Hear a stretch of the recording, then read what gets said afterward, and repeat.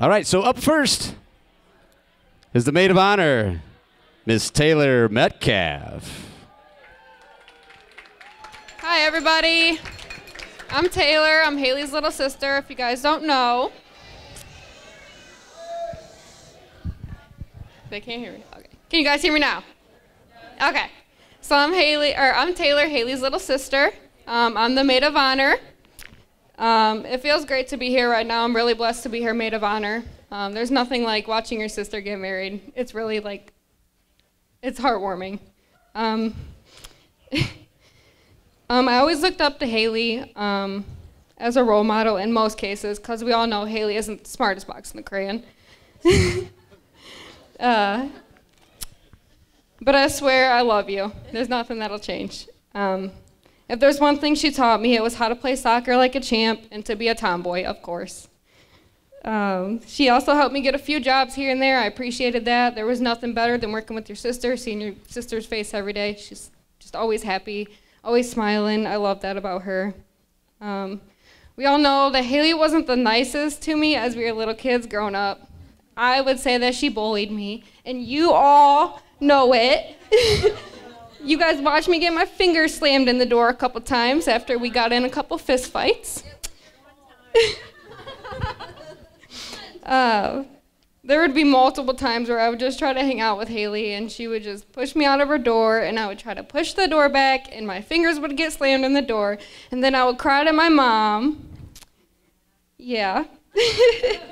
And that goddamn Billy Gilman CD. There was nothing more annoying than that CD. And the waterbed. I always wanted to sleep in your waterbed, and you never let me.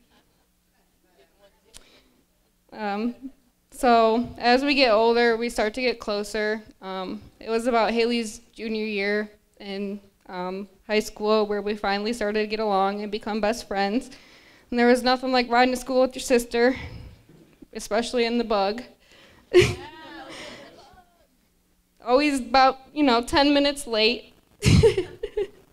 But that all just made it better. It made us closer, and that's when we became best friends. But I can't wait to see you celebrate the night, and cheers to you, and I love you, bitch. I ain't never gonna stop loving you, bitch! All right, let's go to Louie now. Louis, here we are. Never thought we were going to be here. We had to beg you for, 3 years? But since you guys have been together, I've always known that you guys were just going to grow old together. You guys were going to get married, have a family, adopt all the dogs, own a farmhouse. I love you, and you and my sister are a great couple. You're a hardworking man. I always thought you were a goofball. You always wore pajamas to school. But I would just go to football games just to watch you play football, just because you were my sister's boyfriend. I always wanted to support you. And I just remember the day that you showed up to Haley's soccer game, and I asked her to homecoming, and she was all embarrassed. But I thought it was the cutest thing ever, and I really do look up to you guys as a couple and as people in general. But I can't wait to see where we go from here. Cheers to you.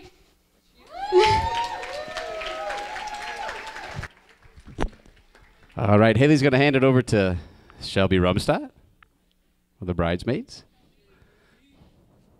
To come up because I feel like I need to look at you.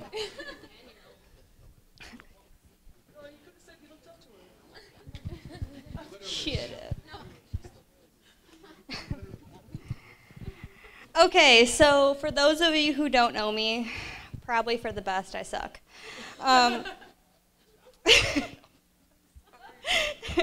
My name is Shelby.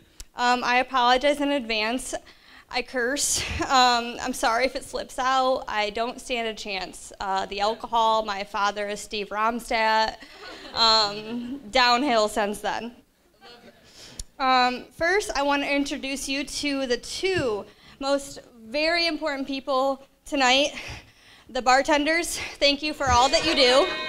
We appreciate you. Thankfully, Haley has known me for her entire life. Unfortunately for me, we're about a month apart, so I had a little more time to get more messed up than she did. I'll blame it on that. Fortunately for Haley, she didn't go through all of the normal wild heartbreaks that teenagers go through. Someone might have possibly chucked up the deuce on her at one point, but if that's the worst that she goes through, then I guess it's okay. Now, let's be honest, I'm so happy that this day's here. Lou.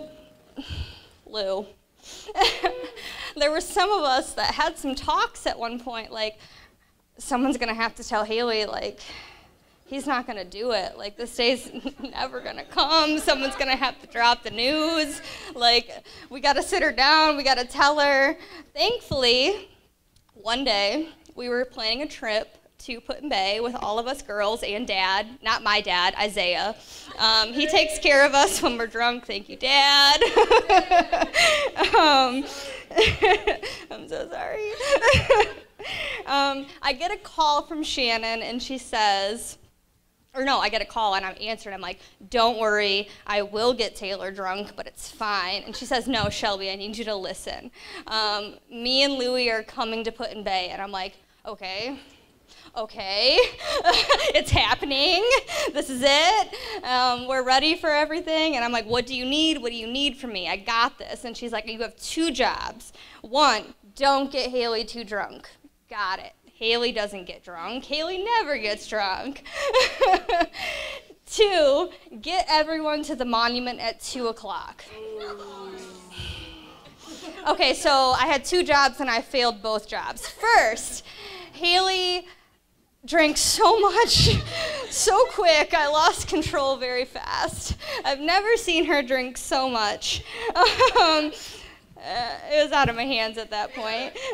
Also, she says, meet us at the monument at 2. Okay, cool. We're getting there at 11. We started drinking at 9. How do I get 9 drunk girls to leave the bar to go to a monument? Okay, so how do we leave alcohol? I make up an excuse. We're going to free alcohol. My brother has Jell-O shots at the monument. Complete lie. Haley's so excited. She's booking it. We're walking through the mud to get there. We're getting to these Jell-O shots. Thankfully, everything worked out perfect. Everything was great. Louie shows up in his, I think, pineapple shirt. Everything worked out great, but then at the end, Haley turns to me and says, so there's no Jell-O shots? And I'm like, no, sorry. But honestly, Lou, I have to thank you. As someone that has loved and cared for Haley as long as I have, thank you for loving my friend so well. She's found someone that's loving, caring, exciting, kind, and willing to listen to her Sasquatch scream. Oh my God. God bless you.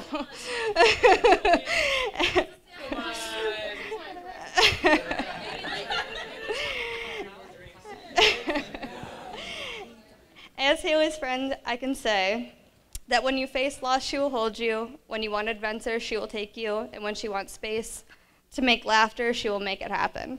Haley is an amazing person and an amazing friend. Haley is one of a kind.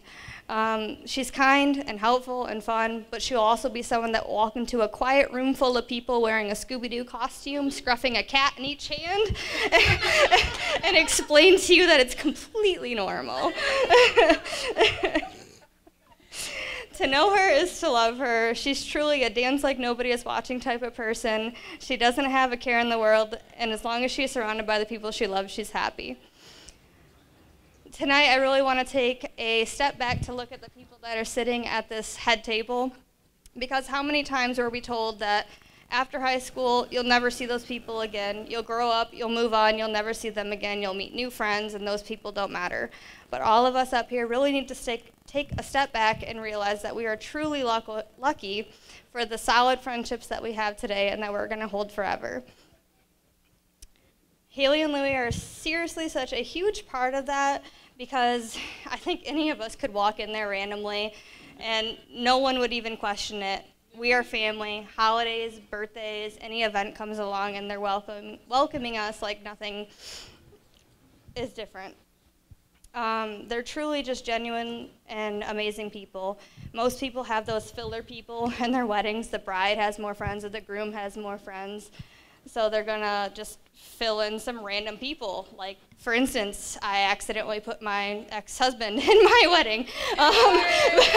But you know what? You guys did great, and we just have some genuine, amazing friendships up here, and they're just. Thank you. Total accident. Anyway, I'm sorry. Like I said, this is just an amazing group of people. We celebrate all of the good times, but we also stand by each other through all of the bad. Hale and Lou, I want you to know that we may be goofy and silly and weird, but on a serious note, I really do pray for nothing but happiness for you two. I pray that you get nothing but the happiness for you two. I pray that you get the family that you've always wanted, even if life hasn't always been so fair for you. I pray for the future of you two together, and I pray for everything for you two, that you get everything that you've ever wanted, and I'm so happy that I get to be a part of it. I think that we can all agree this past year has been hard on every single person that's sitting in this room in one way or another, but to be able to come together and celebrate something truly genuine and happy and just exciting is just an amazing thing to be a part of, and I'm so happy that we're here. From the bottom of my heart, I love both of you, and you are family to me. Now, Hale, Lou, I can't end on a sad note. I want you to look each other in the eye, passionate, and be happy. Go on, look at each other. Remember, you are now officially married, so you are looking into the eyes of the person that is statistically most likely to murder you. Good night. All right, very good.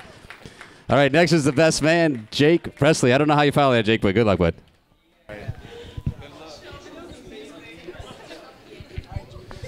All right, I'm Jake, Louie's older brother, for those of you that don't know me. And this was life growing up knowing I was going to have a little brother. So this is life with Louie. Expectations and reality. Closer. So we'll start from the beginning. I was told I was going to have a little brother. My expectations were cool, you know, someone to play with, hang out with, a best friend. But in reality, all it was another small person in the house who never sat up, listened, never stopped crying, anything.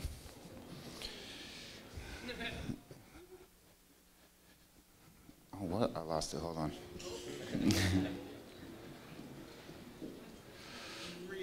So after that point, I told Mom just to take him back, and she said absolutely not.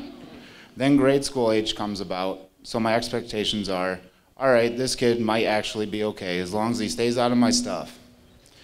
And the reality is, he would take batteries out of my remotes, you know, come in my room, just take anything he possibly could to be annoying, wait until I would freak out and give it back. Yeah, I know. So it's a dang thing good he was fast, because if he wasn't, he wouldn't be here today to even get married. This would, hold on, I gotta go down here. Sorry. So now we're in high school. I lost it again. So my high school expectations are, now that we're both older, it'll be good. He's competitive in sports, you know, actually cares about winning and losing, not just getting ice cream after the games. And then the reality of that was, he was still a pain in the butt, but better when Haley came along. She was cool, low maintenance, no drama, just an all-around nice person. He was happy, so I was happy. He still hung out with his friends. He still played sports. So she must be all right, you know, she didn't take him away. When he told me that Haley and him were going to be in a school musical and that he was going to be the head Indian chief, I knew at that point that it was serious and Haley had him forever. And I got to say, he was actually all right. He didn't do too bad in the play. I went and watched him. So now we're adults. And my expectations are that we'll be close, not just brothers, but each other's no matter, no what, no when, why, anything. We're just there when we call. And the reality of that is that's exactly what we are. Anytime I call Louis for anything, it doesn't matter what state I'm in, anywhere, he'll be there. He'll be there no matter what, and I'm the same for him. And I wish both of you nothing but joy and happiness for the rest of your lives. Love you guys. Thank you, man. All right, cheers. Thank you, Jake.